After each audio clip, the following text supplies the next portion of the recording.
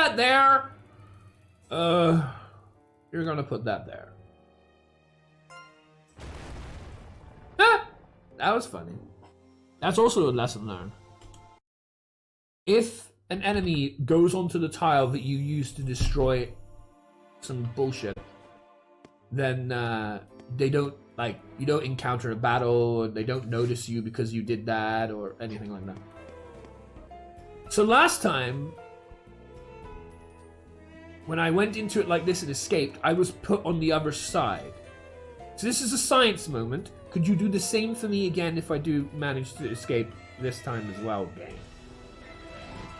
Put me on the stair side. Ugh. That's death if I don't escape.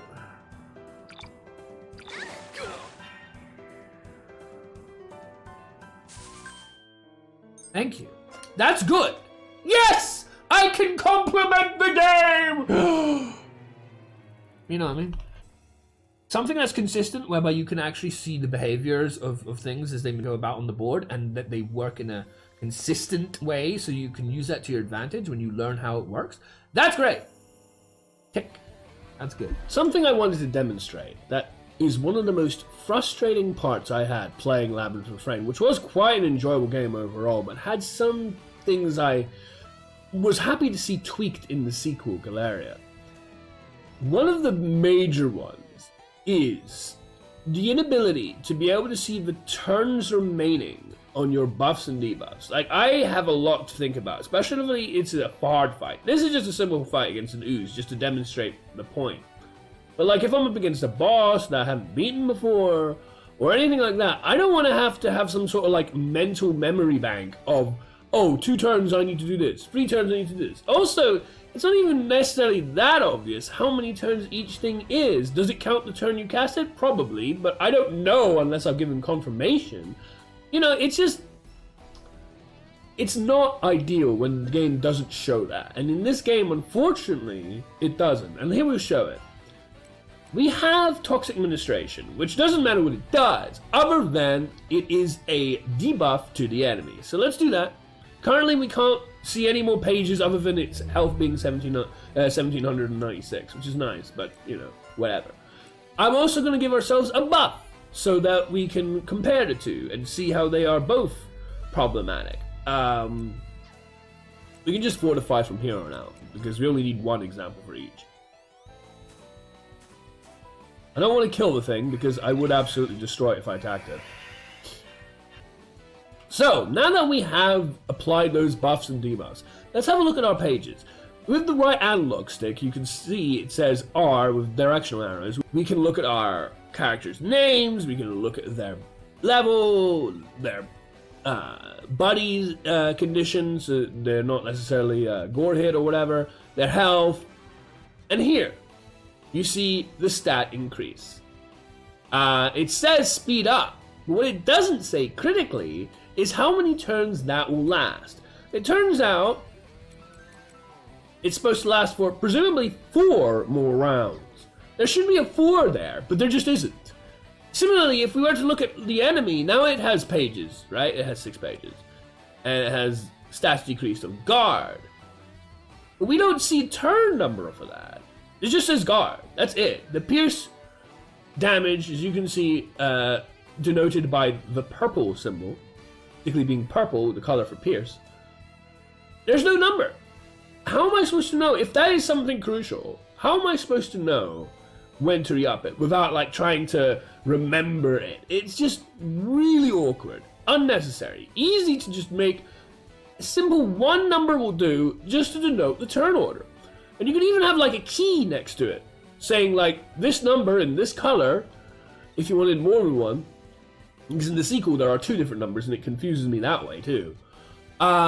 This particular number refers to the turn remaining. And then maybe the other number, because like I say in Galleria there's 2, denotes to the strength of it. So if you stacked it and it's a stackable debuff, then one number could refer to how many stacks you have on, while the other refers simply to the amount of turns that will last. So there were a couple of things that I wanted to make sure I could explain that were really difficult for me to understand or even utilize in playing Labyrinth of Refrain. Some ideas that weren't fully conceived, some mechanics that weren't properly developed. You know, like, it's unfortunate when you have a game that is fun like this get impeded by your ability to make the most of what you have when you are not able to use better mechanics. And one of the mechanics that really struggled with, that again, I feel was improved, though still not perfect in the sequel, Galeria, is the sort function system for equipment. Ah, interesting. One thing is the different. They changed the button to which you actually acquire this or you use this. But anyway, there are literally 5 different categories to sort things with. 3 of them don't really even. These 3 aren't really particularly relevant or useful anyway. Type. I mean, they're all a sword, right?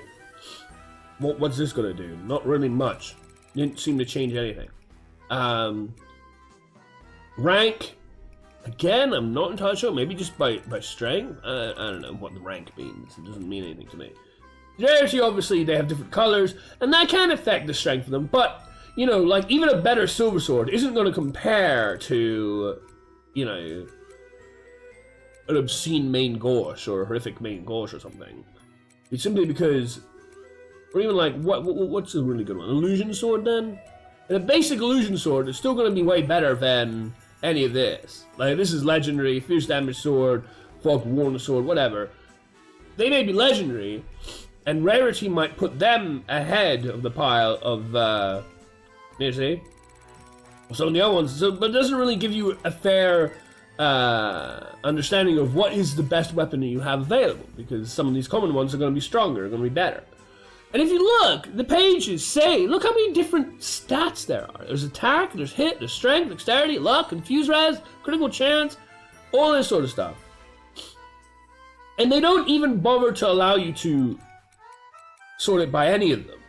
Like, if the game knows it's going to put all these different stats in, why doesn't it know that people are going to want to sort by them and then maybe pick one of those things? Like, maybe I really want a high critical chance. Maybe my way of beating this boss isn't necessarily by doing raw damage, but by doing gore hits. Maybe by gore hitting, I can destroy particular limbs that prevent it from doing the moves that would kill me. So that's my priority, rather than necessarily doing raw damage. So I want the critical chance to be higher, because then it's going to maybe land to getting more gore hits than I would otherwise. I can't even sort by that. I can't sort by luck, I can't sort by anything. The only things I can sort by are attack, which is fine, and defense, which obviously doesn't even apply to these weapons, you know, or most weapons. It's just really, really weird and insufficient, and was unfortunate to have to constantly be messing around with. This garbage again. Why are so many of these things?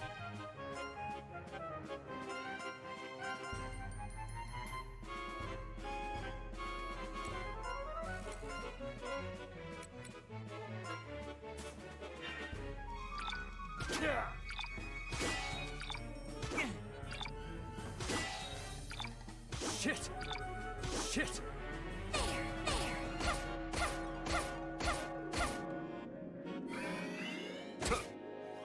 Ah!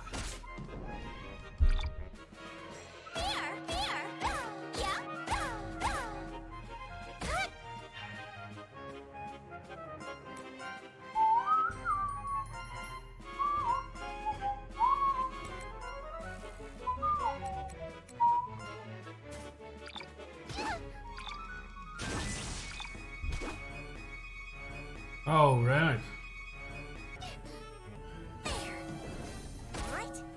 You saw that? That's a lovely, you know, break of the game. So this game crashes too, huh? It's got all the things people love, right? Crashes as well as all the other junk garbage we have to deal with. Great. There's the Switch. Why did they do that?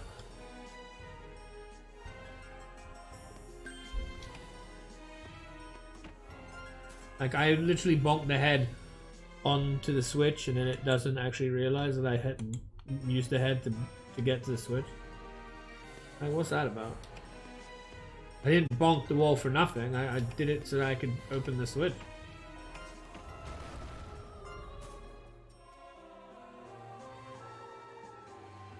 That's so fucked. You see that?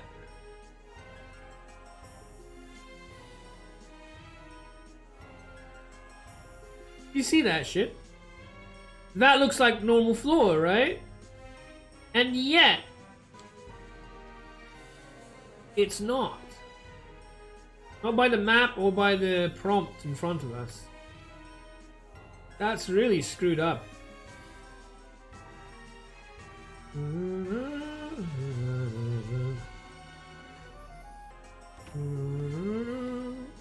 See, that's what it's supposed to look like.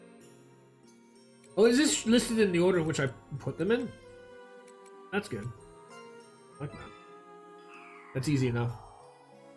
If that's the order in which it is, because I never really noticed. I wondered if I actually thought it might be the order in how much mana is allowed, the max, or like at least maybe the floor that it is. But no, I think it's the order in which you place them. But don't press R1 whatever you do. Don't press R1. No. What? So I didn't press R1 and I still did it. Oh my god. Yeah, fuck me. As it attacked me. I hate the way the menu works in this. I hate the GUI. Like, I didn't press R1, so don't do the thing that is done by R1. The fact that R1 is so tempting to do because it makes everything so much faster is bad enough in itself. If I don't press fucking R1, don't make me fucking go for the bloody stockpile shit and to make me have to stockpile anyway. That is garbage! I have to be fucking slow with this. And be like, this should simply be 2 buttons. Simple fucking shit. 2 buttons. Picking A and R1, fine. If you hold down one, you get stockpile. If you hold down the other, you don't actively stockpile, or you start stockpile you're on. And you don't have to go through all this 100 questions, 20 questions, fucking bullshit to know which one you're doing. Double bullshit? Double. Are you serious? Yeah, that's fair. And just for science, I'm gonna go back into this fight. Is it the same double pair of fucking bullshit? Is it really? It fucking well is. That is such crap. Holy moly. My lord. That is unreal. What the fucking damage you doing to me? Oh yeah, why not?